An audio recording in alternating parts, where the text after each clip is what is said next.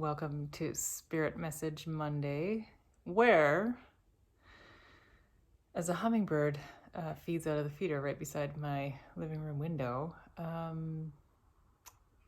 the message is about the impossible is actually possible, the journey that is impossible is actually possible, and the word anxiety comes with it. So all of this ties into words that have been shared by clients recently and their experiences, dark night of the soul, which I don't know if any of you have moved through anything like that, but just this sense of the analogy that I used to describe my own experience of dark night of the soul is where if you're standing on a rug that is woven with all of the experiences that you've ever had, and all of the beliefs and conditioning and everything that you think is true and real about yourself and about the world is woven together with these threads, and it creates this rug, and you stand on this rug and you kind of walk around this world with this rug as a context or a foundation for who you think you are and what you're here for and how you interact here.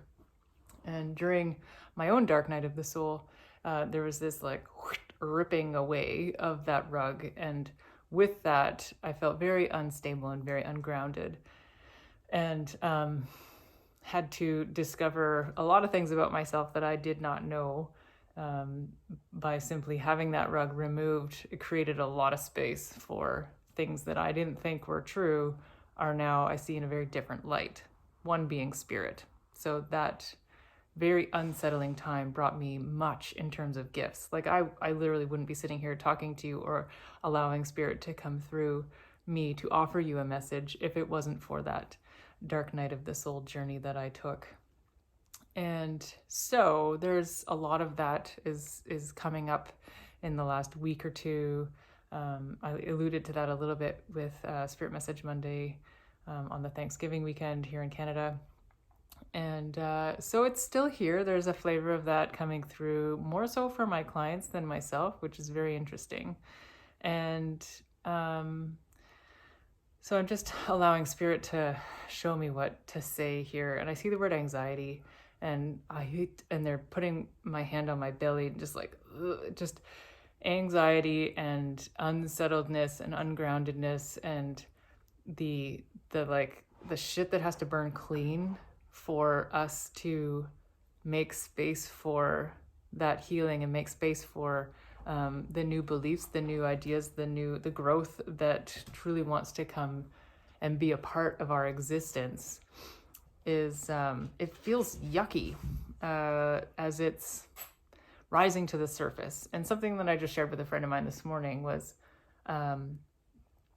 the things that are uncomfortable, the things that seem to rise to the surface that don't feel very good, that make your belly upset, that bring you anxiety, that are here and yucky and sticky and all the things, they're rising to the surface because you're in a situation where those things are ready to be healed. So not that you need to do it by yourself, but that you probably have the support around you to be tended to and nourished and held in some way while you're moving through what it is that you're dealing with that's coming to the surface. So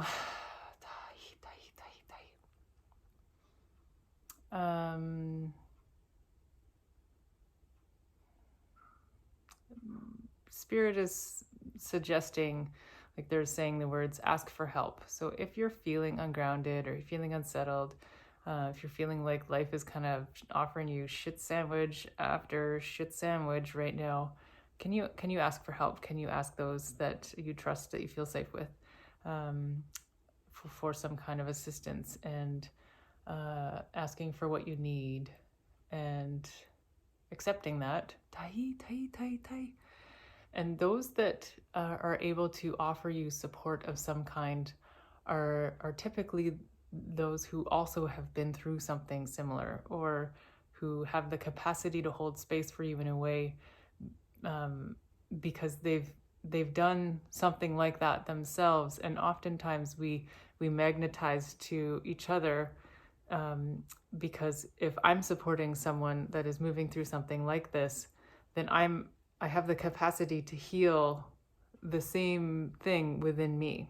So it's very reciprocal in nature, and such a beautiful exchange. So in my being able to support others that are moving through something similar to a dark night of the soul, I'm also then healing myself related to my experience in my own dark night of my soul. And so every time this comes up again, it's not there all the time, thank goodness. But every time this does rise to the surface and that my clients are showing up in this way, it's like, dog freaked out. Should have seen my face. That was hilarious. Maybe that was just a symbol that I'm done. Yeah. Spirit is saying yes. So I will leave this for now and send a loving and supportive energy that's soothing towards myself during this time of supporting others, and I'm offering the same to you. So if you need some grounding, need some smoothing, need some loving, nurturing energy, some of which can be offered to yourself through your own hands, through your own actions, and through your own choices. So my heart goes out to those experiencing challenging times right now.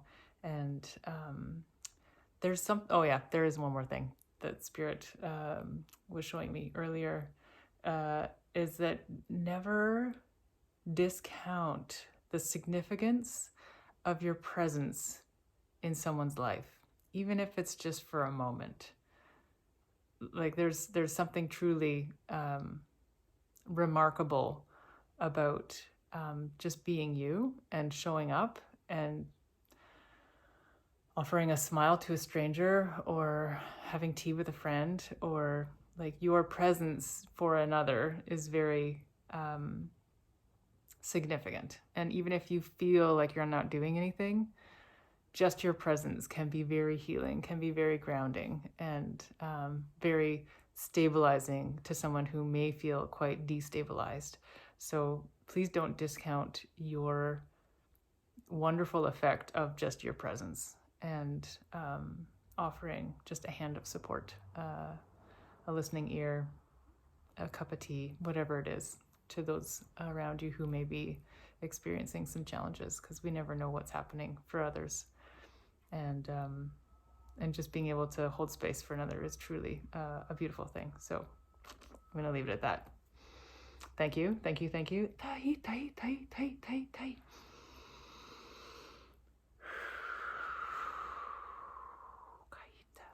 Okay, until next week. And the hummingbird is back.